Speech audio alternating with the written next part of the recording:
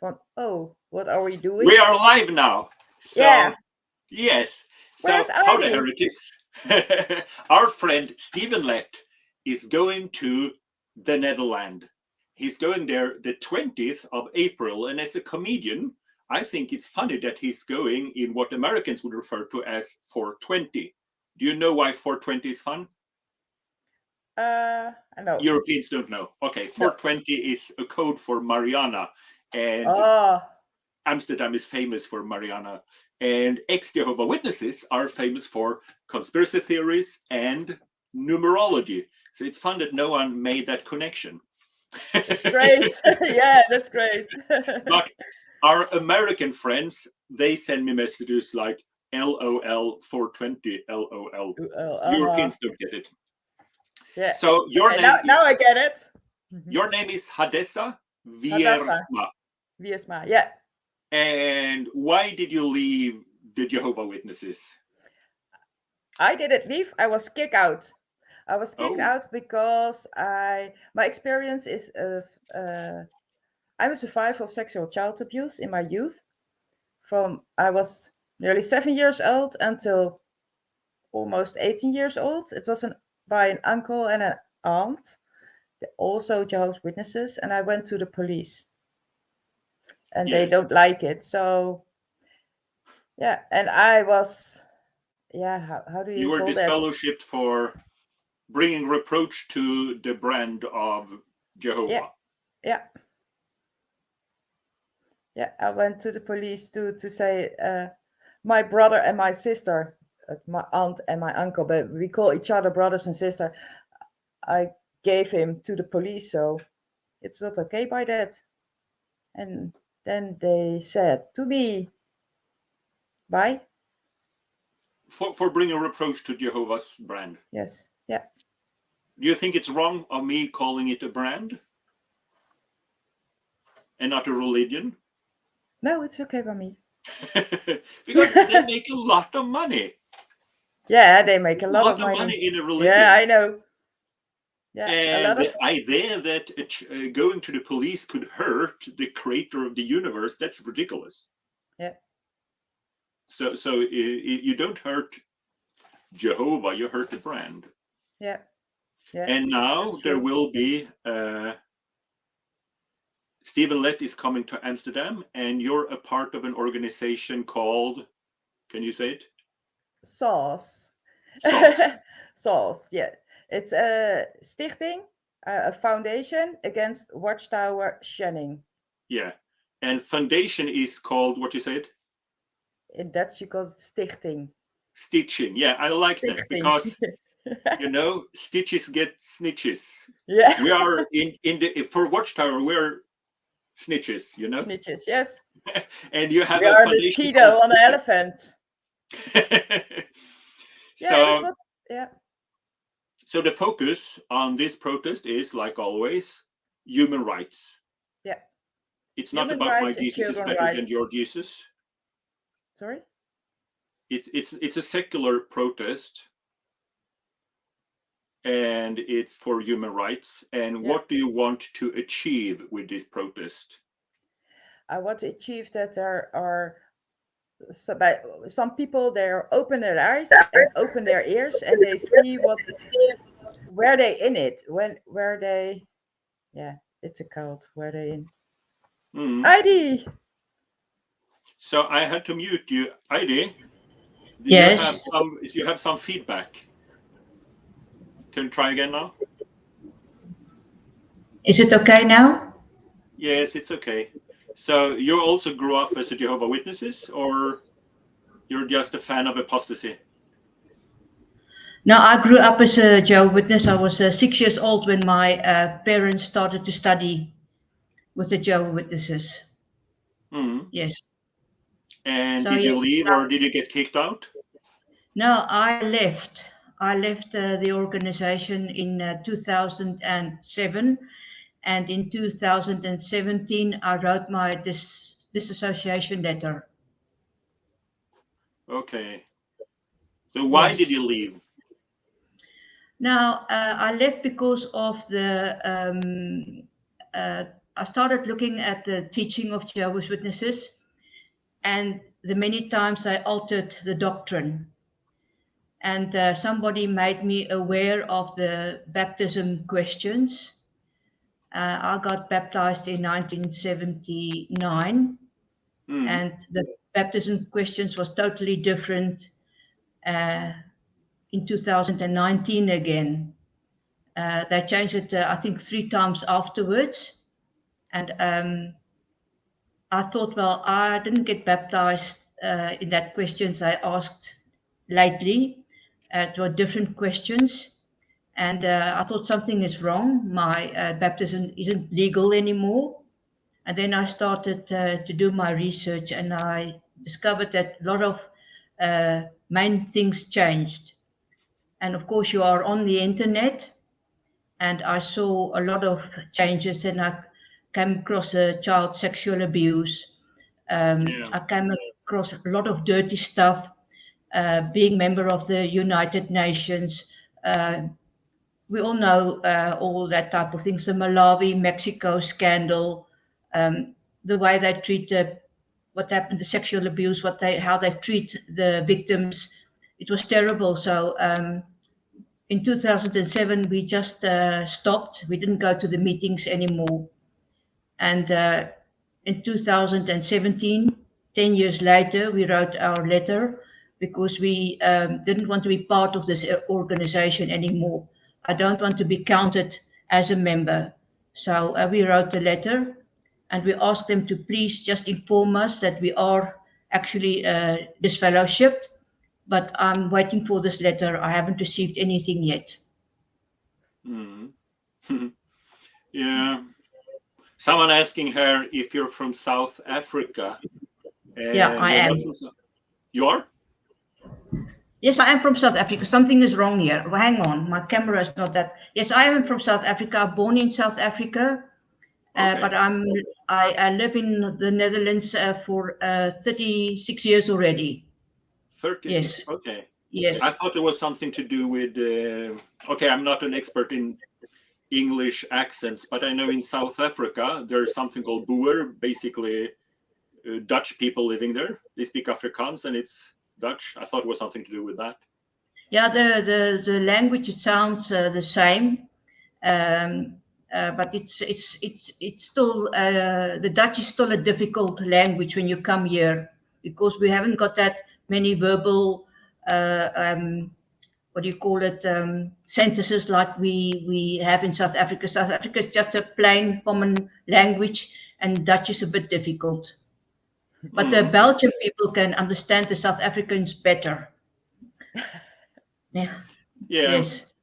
So you have an organization against shunning, and I would say that shunning violates several laws because it's basically extortion. If I would tell my employees that they get fired if they don't do what I tell them, that's okay. But if I tell them that they get fired if they talk to the police, that's a crime. And if I say that you will never able to talk to your coworkers if you don't follow, that would be extortion. And if I go so far as say you're not allowed to talk to your parents if you give my company bad reputation, that is serious extortion, and that is a crime. But it's also a human right violation, and correct me if I'm wrong, that's why you're having your organization and you're protesting. That's true, yeah. That's why we've got this. You had protest already. How did that feel to protest outside Bethel? Correct me if I'm wrong. Yeah. It was many times. We went there 8 times already with this foundation. And the first time I was a bit afraid because me and Hadassah and some others, we climbed over the fence, which was actually illegal. And then they came outside and they asked us to leave. And then they asked that 3 times, but we didn't do that because we said we want to speak to the Mr. Ling, which is actually the head of the Bethel branch here in the Netherlands. But he refused to talk to us. He wouldn't come outside. And then their security phoned the police. Yeah. So the police came and they asked us what our intentions were. And so we said to them, well, we would like to just give a letter to Mr. Ling, to go into dialogue with him because of the shunning procedures. And they wouldn't accept the letter. So the police didn't know what to do with us. They were a bit, we weren't there with guns and bombs, and we were peacefully. Yeah. And so they went inside to talk to the leaders of the Watchtower. And so the police came outside again after about an hour because it took a very long time. And when they got outside, they said, well, they've got a plan. Why won't we give the letter to the police? And then the police would give this letter to the, to the Mr. Ling. And then we said, no, we want to do that in person. We want to give it in person. Yeah. So they just refused. So the police asked us to leave the compound. We had to leave, but only one of our chairman stayed on the grounds of the Watchtower of the Bethel, and then they put him into the police car and they took him to the police station, and he was jailed for about an hour. But he got some pizza there and he had some tea or coffee there, and they treated him very well because actually they had a bit of a laugh because it's ridiculous. That was our first time, and then the same happened a few times afterwards. Maybe Hadassah can tell you more about that. Yeah, well, I don't recommend trespassing, but it's also funny that if you walk up to a kingdom hall and knock at the door, Jehovah Witnesses will call the police. Because as we all know, Jehovah Witnesses could never imagine a situation where you walk into someone's garden and knock at their door. Yes. Yeah. It is funny. Yeah. But when Yeah. But when we went there the first time, the gates were closed. It was on a Saturday afternoon, and we said to them, we rang the bell, the doorbell, and we said we would like to speak to Mr. Ling. So they said to them, they say to us, well, we are not open on the Saturdays, we are closed on Saturdays. So our chairman said to him, listen, but you come knocking at our doors on a Saturday. And the Sunday. And on a Sunday, and we open the door. So you are not closed because you come to our doors as well in the weekends. So they had a bit of a laugh. They laughed. Yeah. But they wouldn't open the gate for us. So we just climbed over the fence and we went to knock on the front door. But then they asked us to leave. But, we just wanted to make a statement, bring this letter personally to this Mr. Ling. But he didn't want to accept the letter. No. Yeah, but they lied. But they lied also because they said to us, "There's nobody at home at Bethel Emma." Mr. Ling wasn't at home, but the police went inside and they talked to Mr. Ling. So they lied to us also. Yeah. So they're practical warfare. Exactly. Yeah. Yeah. Yeah, it is a bit funny. And when I was a Jehovah Witness and in a territory that we walk through all the time, so basically we came there twice a year, and that I did not like because people say we're not interested, and we're like, okay, we respect that. And then we were supposed to go back 6 months later, and it was a sign like private property. We should disrespect that. We were instructed to not care about those signs. And they even said if someone put a sign that said Jehovah Witnesses should not knock on this door. We should knock on it and ask, were you the one that put up this sign, or was it the previous owner? We were instructed to do that. Yeah, sure. Yeah, It's a little bit fun when they do this. But on the other hand, like I say, when we protest, we don't protest against Jehovah Witnesses, because Jehovah Witnesses are humans, and we're human rights activists. So if there's any Jehovah Witness out there in the big internet that don't want me to knock at your door and don't want to talk to me, that's your right. And if you want to, if I climb into your garden and you call the police on me, that's your right, and I hope I go to jail. Because we're not protesting. And that's why I'm really happy to be invited to your protest here. And I will try to drag along as much people as possible, because, and I always start protests with this, telling everyone that we're not protesting the Jehovah Witnesses, because, well, you can tell me, what are we protesting? We're protesting the governing body, the organization, the top of the pyramid.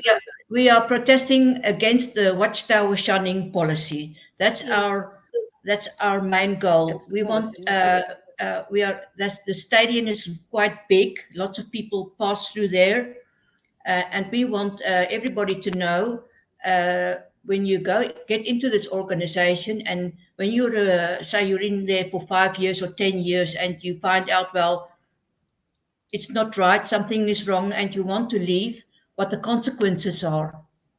And that's our main goal. Our main goal is to let the outside world know what's going on when you leave the organization.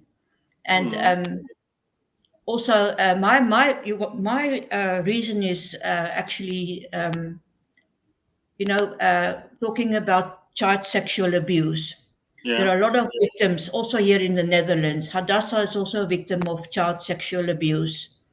And when they went to the elders when they were kids, they didn't get the help they should have been getting. I mean, professional help like psychiatrists or, people that are trained in that. And they were told to shut their mouths, don't talk about it, leave it in Jehovah's hands, don't bring reproach on Jehovah's name. And they were sitting in the Kingdom Hall with the people that have done that to them, that caused the abuse. And then later on in life, because they didn't get that help they should have got previous, they do something wrong. Maybe, I don't know what they've done, but then they get disfellowshipped. And this is the second time they get punished. First, they get punished because they don't get the help they should have been gotten. They get, they're not allowed to talk about it. And then now they get disfellowshipped and they get shunned by all their friends and families and everything. It's terrible. And that's why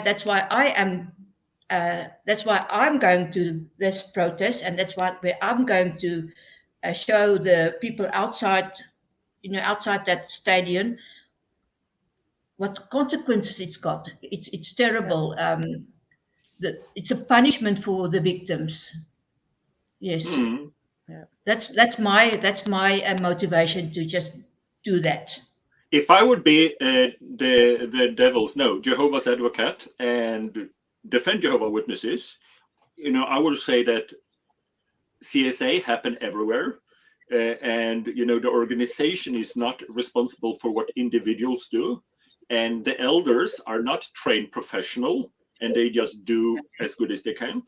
And it happens in the Catholic Church. It happened other places. But now I'm going to interrupt you.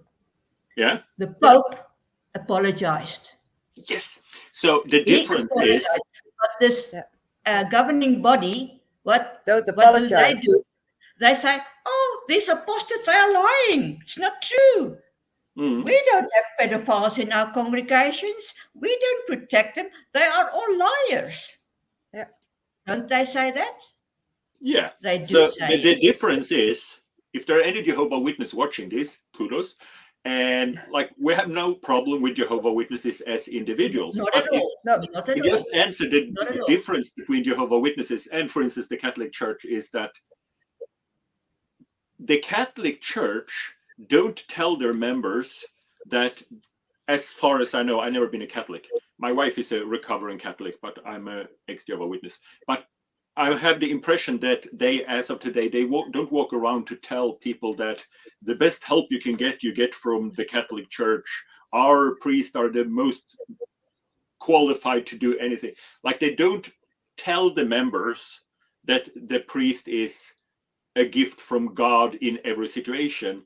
And then when push come to shove, they say that, oh, no, he's just an untrained amateur. Yeah. So that's one thing. And the second is, if something happened in other situations, they don't harass the witness, they don't punish the whistleblower, and they don't. If something, I was watching yesterday with Netflix about the Boy Scouts, and they had a lot of problems.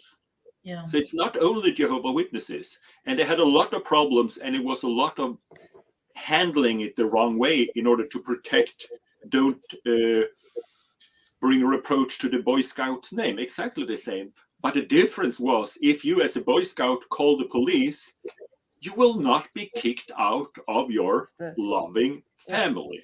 Yes. You will not lose your family for talking to the police. And that is, if a Jehovah Witness is watching that is, I think Jesus said something about graves that were white on the outside, but they're bony on the inside. Right. Yes. Not bringing a reproach to this dead bones name. They have to be white on the outside, and we're willing to punish those that talk about. But I still love my JW friends, which I had. I still love the people I know, the Jehovah's Witnesses I know. I don't hate them at all. Absolutely not. And if I see them, I try always to be friendly, be kind, but they don't greet me and they're not kind to me. But vice versa, I will always, I also wrote that in my disassociation letter.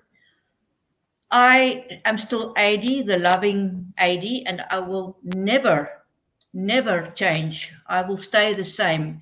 But they changed, not me. And that's what I always say. I don't hate the Jehovah's Witnesses. I just don't agree with what they're doing to people when they leave the organization. I don't agree with that. But it's not them, it's the governing body that tells them how to shun and to treat people when they leave the organization. Yeah. Mm. Yes, and that's what I want to say. If somebody knows me, they look at me now because I see it's something from South Africa now here. Well, I still love everybody. I don't hate them. And if they need my help, I will help them straight away. Yeah, but it was also when my father was dying, he was peaceful because he believed that he will be back soon in the paradise. So it's okay. He went into deep sleep very quietly because of his hope for the future. So it's okay for me. So I don't hate the Jehovah's Witnesses. I hate what they are doing, the policy, because they put their hands above the pedophiles and don't help the victims.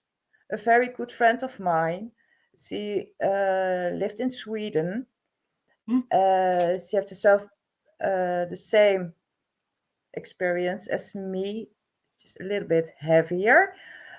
But last year, she committed suicide because of all this. Yeah. That was my very dear friend. So that's why, yeah, it's hard for me. Yeah. And that's why I want to protest quietly with duct tape on my mouth if it's necessary, because to show the people what the policy of Jehovah's Witnesses, the governing body, is to shut your mouth. Yeah. So one of the reasons why I do this is because a lot of people is in the same situation as Yukish. I don't know how to pronounce it. Kind of wish I never existed. Right now, I hate life. That was me a few years ago, and I kind of tried to teach myself how not to commit suicide. And one thing I realized that it's very important to talk about. You should never be afraid of asking someone, do you think dark thoughts and stuff like that? And but it gets better. Yeah. It is hard. So to Yukish, please reach out to someone, or you can actually you can reach out to me. I'm a nice guy. You find me. So hopefully I find your message, but you can do as soon as we're done. If you want to call me, you can call me. You find me on Facebook, Plot Jonas. So one thing I do at protest is I have these big signs that says there's support if you want to leave. And it's very important there's an if. Because if they want to stay, they want to stay. But so I'm standing with a big sign to say there is support if you want to leave. Yeah. Not because I think you should leave, but if you want to leave. If you want to leave, yeah. Standing in front of 30,000 Jehovah Witnesses coming, and you're holding that sign, it's actually quite hard because you get a lot of negative energy, a lot of people pretending you don't exist, which is hard when you're shunned by your family. Some people that really, mothers, it's kind of cute because they see me as a demon that trying to take away their kids from paradise. Basically, you know, they believe in Armageddon and stuff like that. That I want their kids to die in Armageddon because I'm an asshole. And they look at me with absolute pure hatred, like only a mother can look at someone that's in the process of trying to kill their kids. So it's quite hard. But if you do the math now, 30,000 Jehovah Witnesses, 1% of that would be, if someone's a genius, what's that, 300? So 300 of them will be disfellowshipped the next year. Yeah. And out of them, at least 50% of them will be suicidal. So the fact that I was standing there and, you know, their whole world fall apart and they remember, oh, that guy actually looked happy. Yeah. He wasn't angry. He wasn't screaming. He wasn't yelling. He was just smiling. I'm standing with the sign and I say, I wish you a nice convention. I hope you have a nice convention. Welcome to the convention. I hope you have a nice convention. I'm just super nice because freedom means that you can choose bondage. And if Jehovah Witnesses do that, I support it. Yeah, exactly. Yeah. But freedom means that you can leave bondage and with no consequences. Yes. Yeah.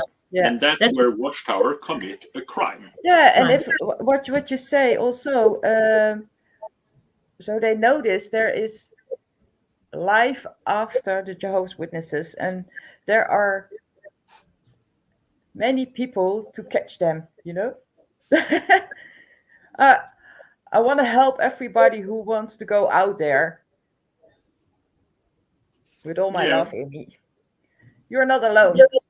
They have to understand they are alone. Yeah. So, but many years ago we were alone because when I left, I was alone. There was not that many contact with the XJWs, but there is now. There are groups. I mean, you know, and that helps a lot. And you're not crazy at all because they experience the same things as what I have experienced. So you can talk about each other. You can help each other. So you're not alone. There's help. There's always help. That's my experience. And this foundation as well, you know it. I also the foundation against Watchtower Shunning. Yeah. We are getting together quite often. We have nice get-togethers. We have we eat together and we talk about it. We help each other when we need each other. So, and that I think this is worldwide. We are worldwide helping each other. So, I always say to people, don't be afraid to leave. Don't be afraid to leave. If you need to leave, leave. Please leave. Yeah. Yeah, I personally wish I left quicker. You know, you stay in for family, but when you leave and you start little by little realize how mentally restricted you were. Yeah. Exactly. Like you You have can't no see social the life, big nothing. joy of life. You didn't really have true happiness. You think when you're a Jehovah Witness that we're the only happy people, and that's very much because you are obligated to tell everyone that you're happy, and you have to go into Kingdom Hall and smile Yeah. and tell everyone Kingdom, we're the happiest people on earth. But a lot of people is actually not feeling behind that good. smile is a lot of pain. Yeah. But now that I'm thinking back in my life as a Jehovah's Witness, I always had a little depression, and I couldn't understand why I'm not happy, because I've got a fantastic family. I've got money. I can do whatever I like. But why am I feeling so unhappy? And when I look at my youth, and I look at my history, you know why I was unhappy, because when you are uh, um, at the Kingdom Hall, I can remember as a 6-year-old, 7-year-old, you hear Armageddon is going to come soon, all the wicked's going to be destroyed, your friends are going to die. You're not allowed to enjoy actually life. You're not allowed to play sports. You're not allowed to go to dancing classes. You're not allowed so many things. You're not allowed. I lived in South Africa, and I was suspended from school quite often because I didn't salute the flag.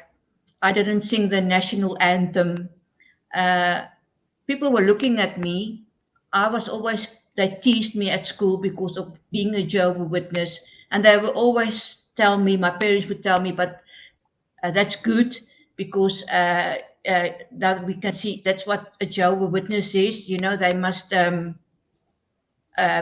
must be different from all the other people in the world. So you're doing it for Jehovah, blah blah. So now I'm looking back, and I thought, well, you know, I had a hell of a lot of stress, being kicked out of school, not doing anything that's nice, being different. I always say to people now, I feel like I'm not developed in this. I'm not developed at all, and I mean that by not. I wasn't able to enjoy the things a child should do,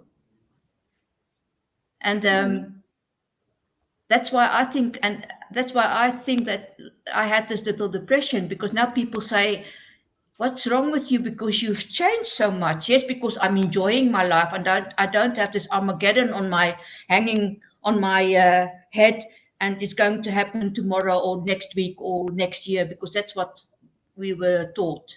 It's going to happen soon. I can still remember the awakes or the watchtowers with that 1 minute, this big clock with this 1 minute to 12. And I mean, that was in 1965, I think it was. So, and it's still 1 minute to 12, but it made me afraid as a child. It made me really afraid as a child. Yeah. You think you had the Stockholm syndrome? No. You know what it is? No. Yes. No, I think it's a big thing, basically, when you're in a cult, because you get very knitted to every time you walk out and you knock at the door and you say, I'm a Jehovah Witness. And the Watchtower, very important that being a Jehovah Witness is not anything you believe, it's something you are. Yeah. So it's you. And so every time you walk and knock at the door and they say you're not interested, it's not that they're rejecting Jehovah, you feel like they're rejecting you. Yourself, and then that's your feeling, that's the reality. And then Watchtowers say, no, they're not rejecting you, they are rejecting Jehovah. So you get this blurred thing, you don't know where you start and Jehovah ends. But Stockholm Syndrome is a real thing. You will defend your kidnappers, basically. Mm-hmm. I think they're aware of it. Yeah. Yeah. I think my childhood is stolen. It is. I feel like that. Yeah. Because although we did, I can remember as a child, my parents did also lovely things. I mean, I grew up in Africa, and we traveled Africa, you know, and we enjoyed it as well. But it's not the vacations or whatever. It's the things we were not allowed to do. Because if you were on holiday, we had to go to the meetings wherever we were. I think you had the same, Adarsa. When you're on a camping, you need to go to the Kingdom Yeah. Hall at the camping or Yeah. something In like France, yeah, in Yeah. Belgium, yeah. Yes. Yeah. You were always, and when you go on holiday with people, it was always Jehovah Witnesses. So you were always had to behave and be nice and neat and study and do the book study. And yes, you were always busy with this organization. You were kept busy. Yeah. We were kept busy. We didn't have time to do something else because the day we left, because we just left all of a sudden. And I had so much time. I didn't know what to do with my time. I had so much time. I thought something is wrong. But now I don't have any time anymore because I'm very busy with activism. But it's things you have to learn because the Watchtower organization keeps you busy. Yes. Yeah. It keeps you busy. You're constantly distracted, and that's why you can't think yourself.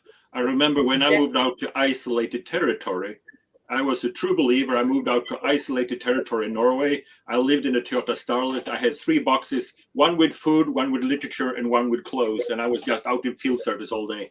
But I remember the witnesses said that I shouldn't do it. And this is what they said. It's dangerous to be all alone because you might start thinking your own thoughts. And I thought, why do they have to say this over and over again? You make it sound like a cult. And it's not a cult, it's my favorite religion.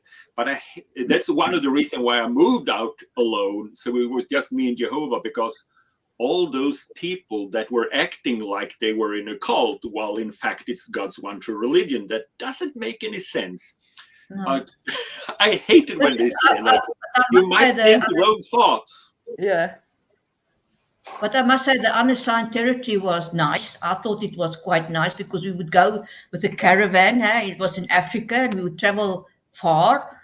And then we would visit the farms. And then when we were finished, we would have a nice barbecue with all the brothers and sisters and have a swim or whatever at the camping. And then the next day we would go out again and we would go preaching. And then we would come back. So it was also fun. It was also fun. Yeah, but you was a child, so you didn't realize there was a life next to the Jehovah's Witnesses. Exactly. You didn't know it was your life. I was born into the Jehovah's Witnesses, so it was my life. Yeah. I didn't know another life because we lived separated from the world. Everybody in the world was not okay, so you have only that path to walk on. Yeah, don't go to the right, don't go to the left. That it's your life. Yeah. No socializing, nothing. Yeah, socializing with your brothers and sisters and children in the Jehovah's Witnesses, but not outside. And also, okay, my parents weren't that strict. I could have friends also, school friends, which weren't Jehovah's Witnesses, when after school play with them. But in the weekends, it was always playing with the Jehovah's Witness friends. We would go and do things with Jehovah's Witness friends. So I still, fortunately, I had worldly friends.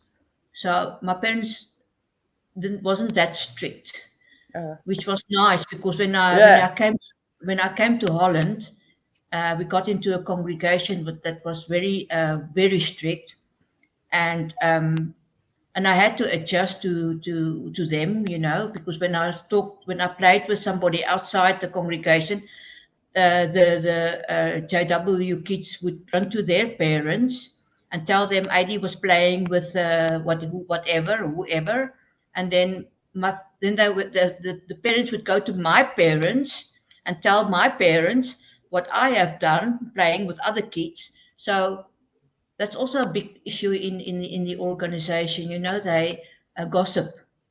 They gossip a lot. Talking about gossip, that is something ex-Jehovah Witnesses and Jehovah Witnesses have in common. So let's start with what we have in common. We put our noses where they don't belong. So I'm going to do that now. maybe I You're even right. can report my hours on this. So there's a speculation. So first I'll tell this, Stephen Lett is coming to Amsterdam to have like a special convention, and they rent this big arena. Canadian. And someone think it's 35,000 Jehovah Witnesses will come there, and this will cost a lot. But the thing is, they're very good at asking money. You're sitting down most of the time, but when they remind you about the need for donation, you have to be standing up. They say, now we can stretch our leg and stand up, and you stand up, and then when you're standing up and go out of the trance and you're focused, then it's like, there is a deficit, we need money, and you can. So the only time you have to stand up is when they talk about money. So they will get their money. So this is someone put on Reddit. I'm going to read it. This is speculation. No, actually, it's from the Holy Spirit. Trust me. It says here, some speculation on that. Ajax, the football club, who normally rent this arena, they pay 10 million euro annually. So that would be roughly 30,000 euro per day. A euro is basically the same as a dollar. A little bit back. So. And then it says, if Jehovah Witnesses rent it for one day, I expect rent will be 60K to 100K for a one-day event. And I say, if they have 35,000 Jehovah Witnesses, you make a donation, and then there is 3 examples here. 35,000 times €5. That would be 175,000 minus 100,000 equals 75,000 profit. And the same, if they give €7 in average, then they would have 145,000 euro in profit. And if it's €10 average, and that's still pretty low. I would give way more than that when I was a Jehovah Witness. And remember, I lived in a car and ate crap I found in the beach. But still, I would give more than €10. But if it's €10, 35K times €10, that would be 350K minus 100,000. That's a lot in rent. Then they have a profit of 250,000. Yeah, I know, because that was one of my big issues as well. You know, we have, of course, also our assembly halls, which is paid for. We renovated, but everything is paid for. And every time we had our circuit assembly, they would ask thousands and thousands of euros for the weekend. And then my question was, and I asked the elders, why must we pay so much money for being at the circuit assembly hall? Because it's paid for. But then he said, yeah, it's a parking, and it's the lights and the water and the heat and I don't know what. But I said, still, each congregation had to pay 2,000 euros. And I think there's about 10 congregations times 2. It's 20,000 euros for a weekend or for a day, which is ridiculous. That was one of my reasons that I also said, I don't know why they need so much money, because we bring our own food, our own everything. Our volunteer work is free, everything. Why must we pay so much money? And now the same year as well with this renting or hiring this Amsterdam Arena, Johan Cruijff Arena. How much money? I can tell you now, they will say, oh, we haven't got enough money yet, and we can't pay it. So they will they will actually force the congregations to pay a certain amount of money at the end of the month, because that's what they're doing, and they will pay it. I don't have all the details. I don't want to say that this is the way it is, because slander, it's not cool, even though they slander us. Here's someone say, by Goaty, you forgot Jehovah Witnesses get a rental cheaper because they leave it cleaner than when they got it. So in the example here, it says here that 35,000 times €10, and then they measure 100,000 for rent. They get a 250,000 profit. but I actually do. It's not a coincidence that there's an announcement that we should come and clean the convention before and do it better than it's never been as clean as when Jehovah Witnesses do it. Obviously, But there's that's crap. some kind of correlation that they get cheap rent. I don't think so. No, I don't think so, because that's always what they say is we leave we are so nice and tidy and clean, and we leave it clean, and it's always wonderful and whatever. But you know, when they have like Christian, like in Utrecht, we have also a big like show halls, big ones, and when the people leave there, it's also clean. They have to leave it clean. It's also clean. So that's an excuse that Jehovah's Witnesses use to just get attention to themselves. To say, look, we have cleaned the stadium. Look how wonderful we are. But if another organization hires the same thing, they clean it as well. They have to clean it. Yeah. So this is it's a good thing they clean. I am happy for them. It was fun, you know. You come instead of just coming to the convention, you get to come one day early and flirt with all the sisters. That was fun. I had a lot of good memories. It was fun also. Yeah. We're looking for the girlfriend there. But the thing is, the hunting season it was. Exactly. I had a lot of fun as a Jehovah Witness. But if you think about this, the things that are good about Jehovah Witnesses, they are not unique. No. But the things that are bad about Jehovah Witnesses, they are unique. They are unique? Like the good stuff about Jehovah Witnesses are not unique. You can find friendship and barbecue if you play hockey. I play hockey. I have a lot of friends, and maybe one day we'll have a barbecue. You know, it's just take the initiative. And we'll do that. You know, you can have friendship anywhere. You don't have to be Jehovah Witness. But if I would do something crazy on the ice and my team lose, I will not be kicked out and never ever talk to them again. You know, that pharisaical punishment of disfellowshipping people from the synagogue and all that. That's unique to them. Yeah. So why should people, if you would say with one word, why should people attend a protest? My word would be goatlike, because you get to meet me, and I'm kind of We're going to meet you as well, that's for sure. Now, why should people attend this, help us? Please, I would just say, please come and help us, because the Dutch, we are very busy with the politics as well. You know, we have the ministers, we talk to them, our chairman, Hadassah, went along with them. I was there. We made a big, like a signature. We had a lot of signatures, collected signatures from all over the world. We presented it to the politicians. We had a report made up. You know, they're busy with us. The politicians are very interested in what we are doing, and they always invite us to talk to them as well.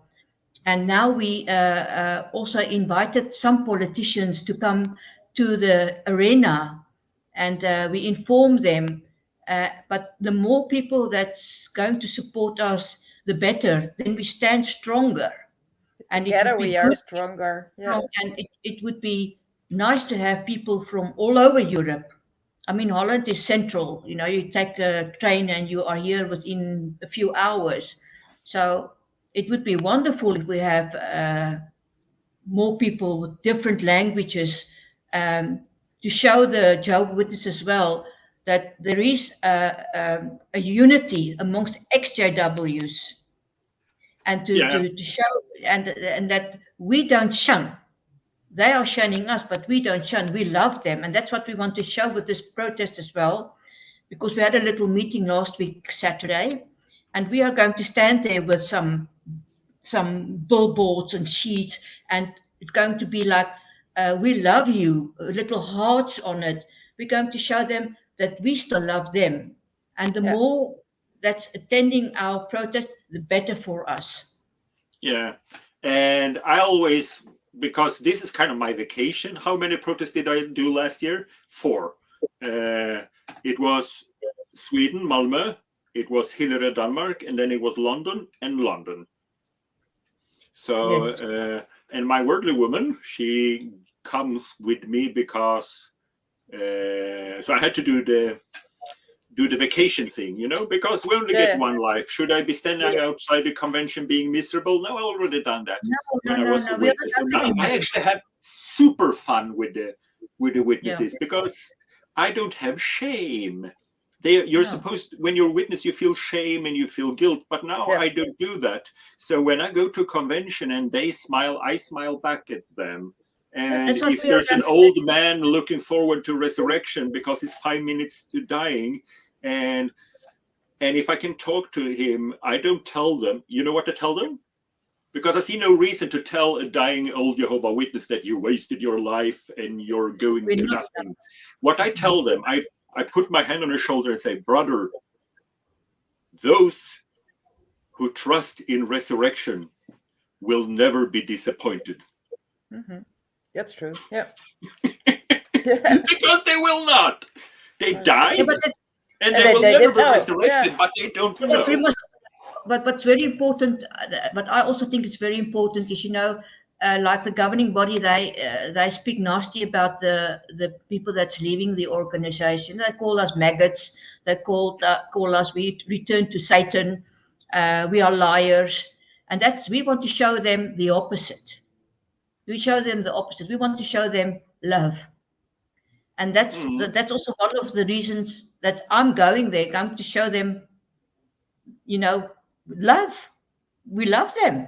But and it's going to be a protest. It's going to be a silent one, and no screaming, nothing. We are going to have a march as well. We're going to walk about, say, I think 2 or 3 kilometers. But next week, Thursday, I will go with the chairman and Anne Marie, and we will go and have a look where we can stand at the stadium, because we want to be prepared 100%. And then and how far we're going to walk, and we must arrange toilets as well. So we need to know how many people is coming before the 14th of March, because our mayor of Amsterdam and the police needs to know how many. Yes.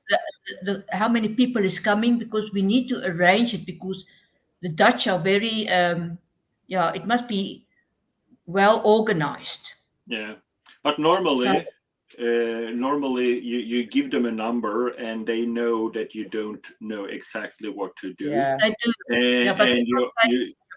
And how many that show up. And I always say, you know, this is what we're going to do, but obviously I cannot control the people who come here. But you say intent that, you know, if there's a problem, and I always walk up to the Jehovah Witness attendant and say, hello, I'm the apostate. And the thing is, if one of my guys misbehave, feel free to call the police or talk to me, and I will talk to him, because this is a peaceful protest. Yes. And this is my number, so you can call me if someone because sometimes people do. And, okay, but we are also doing this for the human rights for the children. That's also a main thing as well, because there's going to be children there as well. I've just heard it a few hours ago. Hassa's also seen it, because they want to see their parents as well. Small kiddies is going to stand there because they want to bring harmony between their parents, because one parent left the organization, the other parent is still in. They get divorced, but these kids would love to have unity in the family. So that's also, children's going to stand there as well, which is good. This organization must know, you know, what the Shunning is doing to families, to kids. Yeah, and it's a crime. They also have the right. Yeah. So I'm invited to come here, and I hope I can bring my signs, but that's not my decision. That's the lovely ladies that get to decide. But you see them in the background, and they say the blue ones say European Convention of Human Rights, and the other one say UN Convention of the Rights of a Child. And this is as non-confrontational it can get. But the good thing is that, first of all, crazy people don't want to hold this, so they don't show up. That's a good thing. But also, if someone walk up to me and say, "What do you mean?" then we flip them. And these are all the paragraphs of human rights violation that Watchtower do.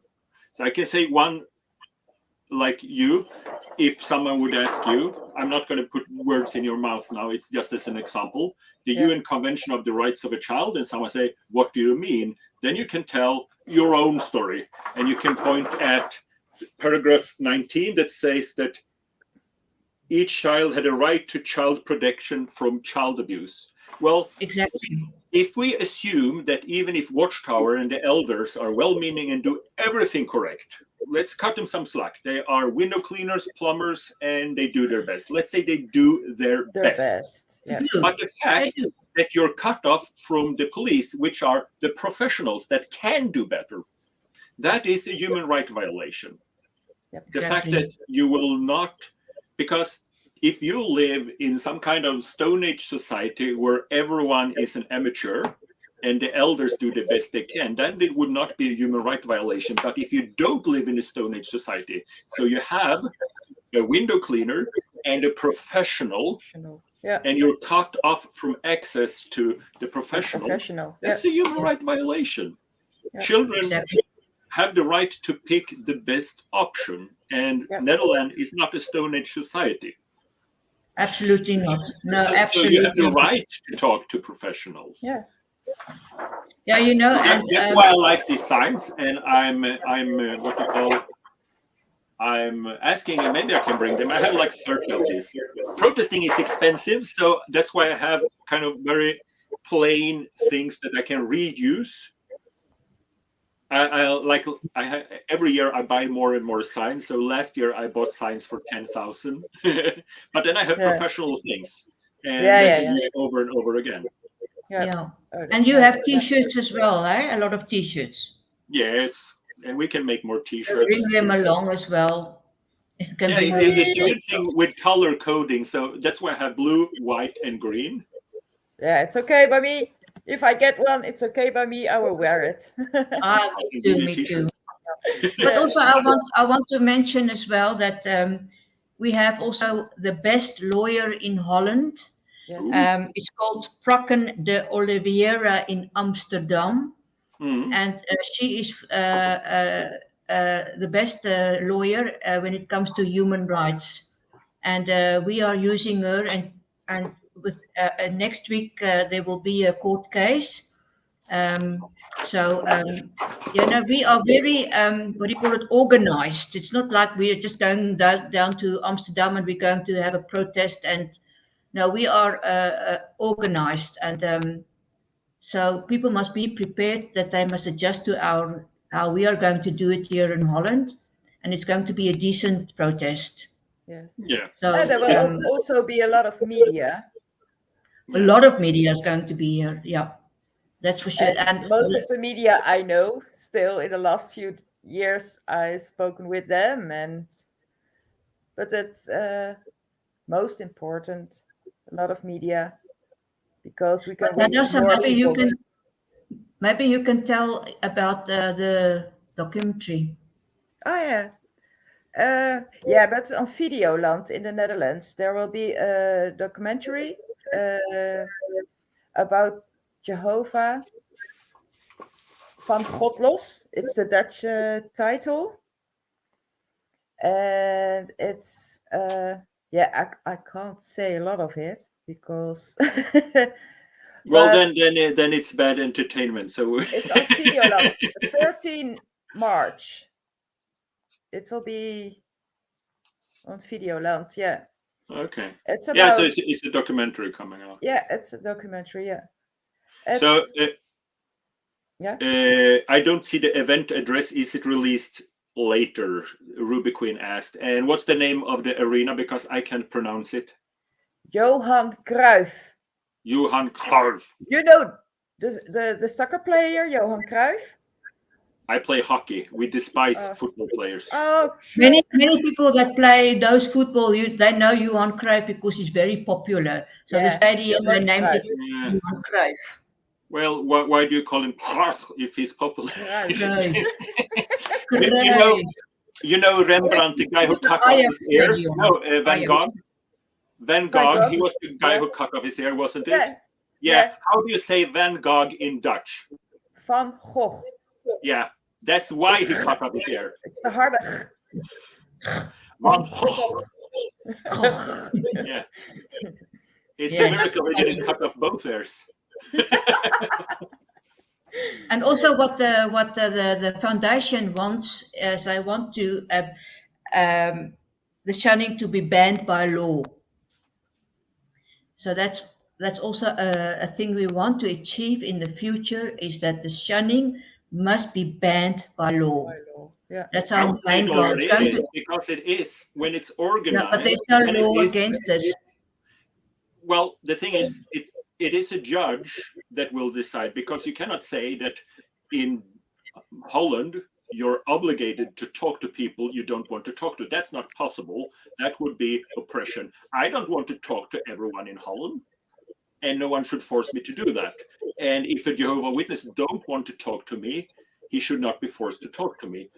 But the thing is, when do shunning move over into extortion? That's when it's a crime. And since extortion already is a crime, then it is already illegal. Yeah. But you could obviously, it's like you don't have, there's a law that says you can't steal. You don't need a law that says you can't steal potatoes, you can't steal tulips, you can't steal car, you can't steal. Some countries have a lot of laws about a long list of everything you can steal. But it's enough to say theft is wrong. Yeah. And shunning, when it's organized in the manner that Watchtower do, then it's a strong connection to extortion. And extortion is a crime. I reported my elders to police for extortion, and it's okay, nothing happened, but it's punishable in Norway up to 6 years in jail. Mm-hmm. Okay. So I would argue that it's already is illegal. But yeah. But we want to be. Do you know what Watchtower called shunning the first time they spoke about shunning? Because before Watchtower themselves did it, when Watchtower do shunning, they call it a loving arrangement. Oh yeah. But when Catholics do it, or other religions do it, you know what they call it? They call it ecclesial weapon to achieve secular terror.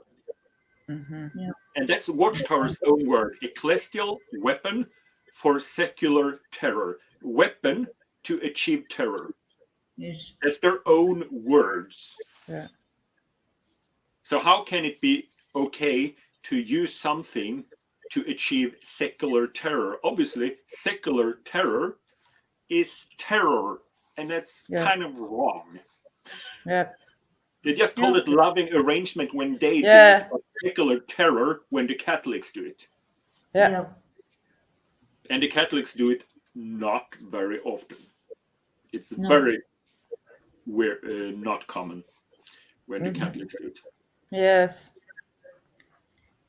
So yes, we've got with this protest, we are going to be very busy the coming weeks, and we are glad you're going to join us, and we really hope that a lot of people's coming from all over Europe and join us.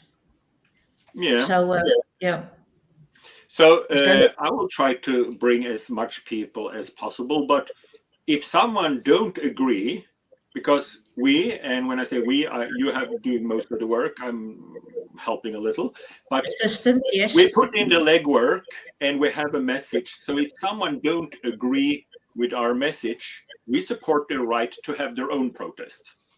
Yep.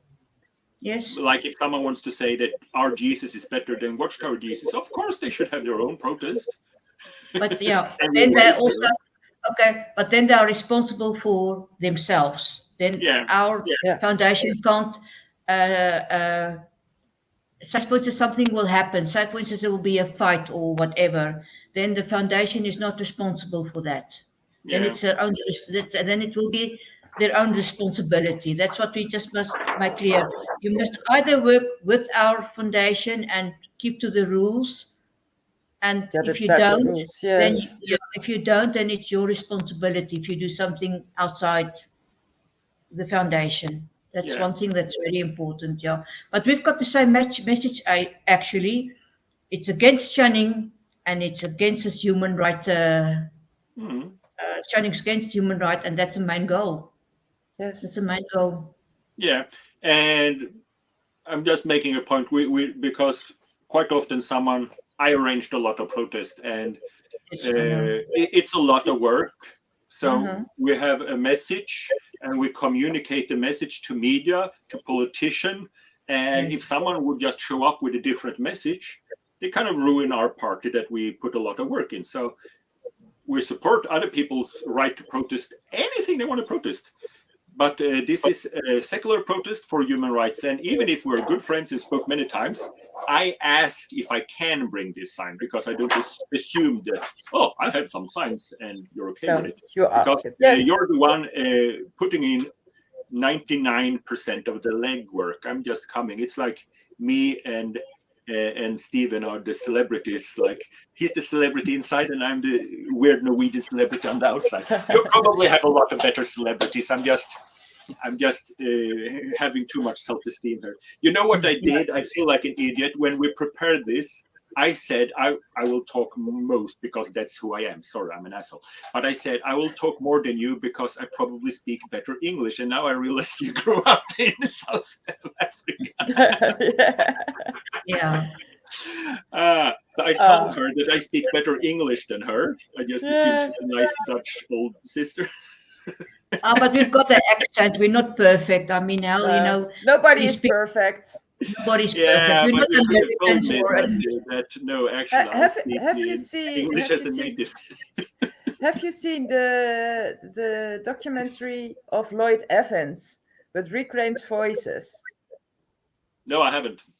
Okay, because it's one particular, right, Reclaimed Voices, sexual child abuse, survivors of sexual child abuse speak out. That's the documentary, and I'm also telling my story in that documentary. Oh, yeah, I'll try to watch it then. The Reclaimed Voices, survivors of sexual child abuse speak out. That's it's almost 2 hours, but yeah. Yeah, I'll try to watch it then to get to know you. So I have to sell this. You see, there's someone called her a Raccoon-like. That's Goatlike's worldly woman, and I have to sell this trip to her. So what should I do? I'll go to Netherlands and stay there a week, you know, because I also need vacation, and when Amsterdam. I go somewhere, I do both. So what should I do in Netherlands? No jokes about red light district. I'm coming with Goatlike. I'll turn on your microphone here. That's because everybody that leaves the organization go and smoke drugs and use drugs. You know that's what they always say when you leave the organization. You go do funny things. Now you can go all over. It's a nice period as well. There's a lot of windmills you can visit. Amsterdam is nice. Rotterdam is nice. We've got Giethoorn, which is nice, like a little Italy. There's not enough things to do. We can send you some stuff you can go and visit. Yeah, we can help you. Tell Mrs. Goatlike the good news. So, and we got a donation here also. Boat trip, yes. Boat trip. Now, it costs a lot of money. I'm planning now. I have to nag a little. We're trying to make a protest in Tampa, Florida, Philadelphia, and then in Prague, and then in Sweden, and I'm talking to some people in Finland because we're maybe kind of, and when it's kind of coordinated that we have the same message. And my message, hashtag all religions must respect human rights. When we keep the same momentum, we build momentum. Because now when I go to politician and talk about this, quite often they will ask, who are you? Who do you represent? And I say, I'm a goat farmer and I grew up in a cult. I know something that you don't know. And they listen to me. But if they can Google me and kind of find a movement, then things move better. Yeah. And this is the way we help each other when we work together. And those that want to protest for religious reason, they can do this. But if we all use my little hashtag, look at me seeking glory for myself, hashtag all religions must, then we create momentum. And I never met a politician that disagree with my pitch, that if you're a religion, you must respect human rights. Otherwise, you're just a company. Because any comedian can go to that arena, rent it, sell tickets, and go home and be a millionaire. And pay his taxes.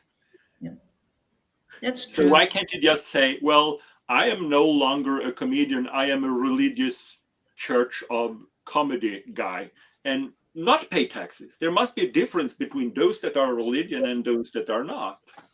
And I think respect human rights is the lowest you can set a bar. And I never ever met a politician that disagree with me. And that's why sometimes you get politicians that come to the protest, and 50% of politicians are women. And Jehovah Witnesses, especially elders, when they get an extra serious convention bag, they feel really good about themselves and they respect women even less. So sometimes they send out some goons that demonstratively stand in front of the apostate and can be acting in a very unpleasant way, just making a circle around her, and so no one can see her. And what they don't know is that is a person with power. So it's like a person. We had a person that not an active person from parliament, but a person that used to be in parliament at one of my protests. And there was a man and nothing happened, but there've been occasions like that where, and especially Jehovah Witnesses, they don't respect women, so they try to intimidate them the way Jehovah Witnesses do. And I know Watchtower is watching this, so respect women and everything. So you don't have to find out who might be a politician with power. No, just treat everyone like good. And then if one of them are you don't have to get a politician. Just treat all women good.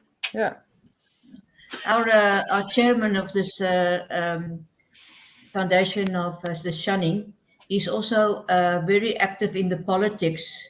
He's been he's always protesting as well when it comes to politics, and that's where he learned to demonstrate and have protests. So which is he's got a lot of experience as well, which is nice. That's where we learn it, and he writes very good letters to the politicians and to the mayor. It's just very good. So social activities. We have fun at protest. Just so you know, I think it's the funnest thing you can do, and we cry and we laugh and listen to each other's stories, and sometimes we disagree. That's okay. But normally on Friday we have a party, like the day before, and then at the morning of the protest, we meet before the. No, I'm thinking about conventions, because then it's like you have, like Jehovah Witness convention is mingling, brainwashing, mingling, brainwashing, mingling. So that's how we do protest. Then we do like protesting, party, protesting, party, protesting, and an extra party. We have 3 parties in a day, and protesting is basically a party, because it's fun to see the witnesses' reactions when you have a peaceful protest, because they react positively to it. So we are going to plan something like that now also. That's also a reason to come. You actually can just come and hang out at the after party if someone wants to do that. Most of the time we have an after party, ID. We have a couple of drinks together, or we eat something, or after the protest. Yeah, it's fun.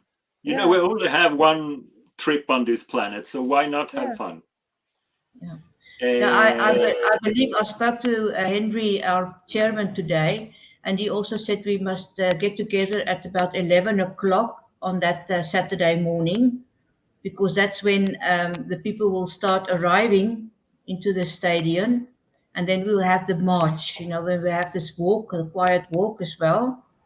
Yeah, and it will, I think it will be until 3 o'clock, from Yeah. 11 till 3. Yeah. Now, afterwards, we can come together and we Can have a drink or something and Yeah. eat or something. Yeah, that's true.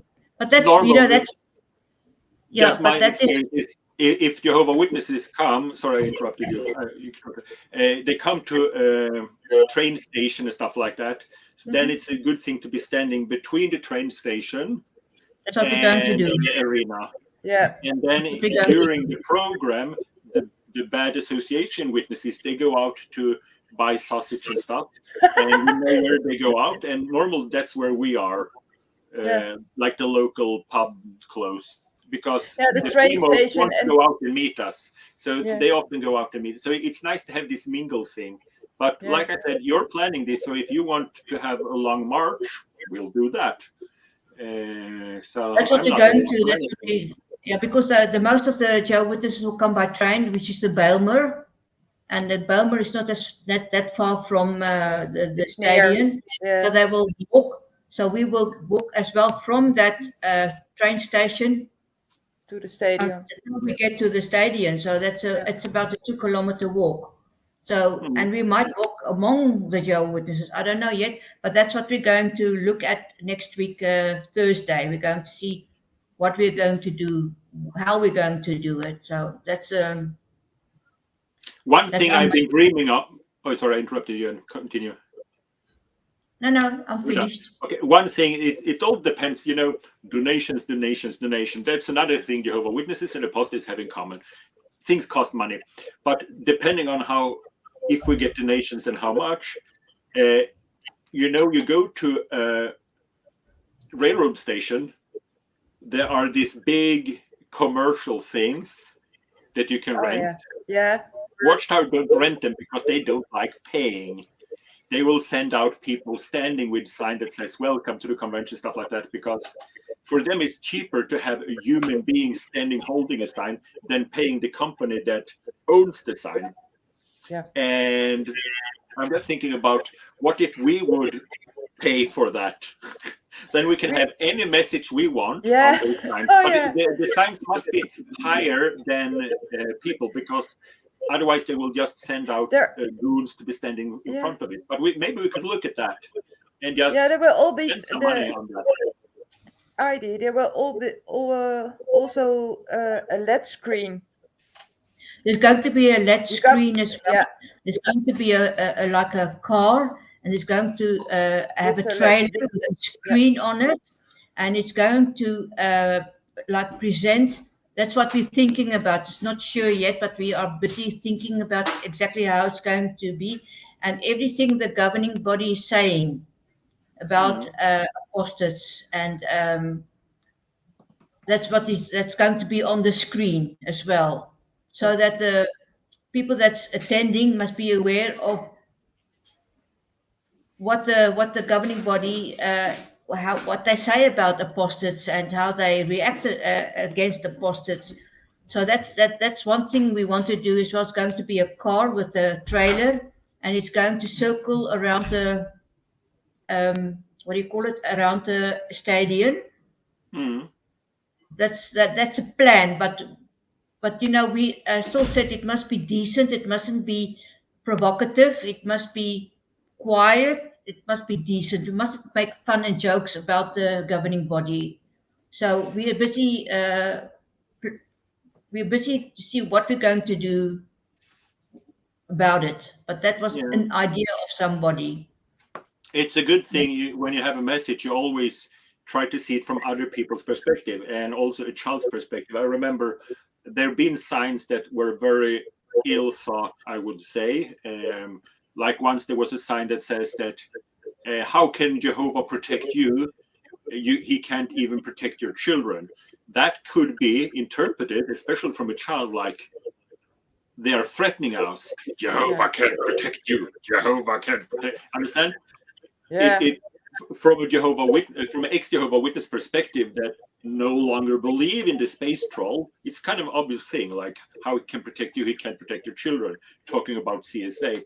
But from the view of a child that's been told that we're possessed by demons and want them to die, that would be a very aggressive side. So that's why the reason why I always have this message of like no facts all, because you see the sign, it's not even a statement, it's just European Convention of Human Rights, because then shoulders go down, natural, the witnesses relax, and people that want to hear what I have to say will actually walk up to me and talk to me. And actually there's a lot of Jehovah Witnesses that walk up and talk to me while the other Jehovah Witnesses are looking. And that can only happen when you have this kind of, I think it's going to happen. I think easy message. Yeah, I think there will be people. I think there will be people talking to us. Yeah, I think so, because it's going to be peaceful. Yeah. So it's going to be peaceful. We're going because to we also continue said we working don't. Yeah, but we also said we don't want children to become afraid of us, because some ex-JWs also said, yes, I don't want to come there because they had experience and they were inside the organization. They were afraid of the apostates standing outside with their literature or whatever. So we want to prevent that as well. We don't want that. So I think, it's a big organization. We must to do everything and to think what we're going to do. We must do it decent.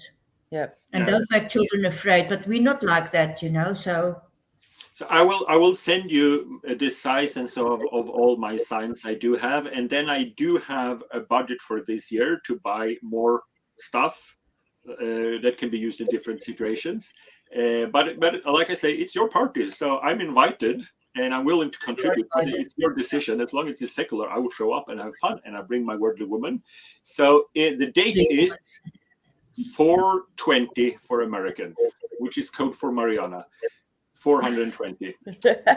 We would say it's the 20th of April in Netherlands. The Johan Cruijff Arena. And if you subscribe to this channel for more information, but we will start on Saturday with a Friday on the party, obviously somewhere. And then it's a long party the whole Saturday. And well, and if someone wants to show me something fun, and me and my wife something fun in how's the weather in Netherlands? For me, it's south. It's like, for me, Netherlands, it's like next to France, and France is basically Africa from a Norwegian perspective. No, man, it's cold and rainy now, and it's not nice at all. It's not? No, it is now. Maybe in April, the 20th of April, it's going to be 30 degrees and hot. No, I'm just joking, but maybe it can. But is it because I'm thinking about my T-shirt? Is it T-shirt, Goatlike in T-shirt, or is it Goatlike in sweater? I think you should come with a sweater. It's Goatlike in sweater. You never know, because April it can snow, but it can also be hot. Yeah. Okay. It's April. It's in Holland we say April does what it wants to do. So it can be rain, snow, sun, whatever. The funny thing is that as soon as you remember the religion when we didn't care about governing body members and they were not as important as we're now. It was kind of the selling point. Mm-hmm. We learn in Pioneer School that the governing body members it's not a secret.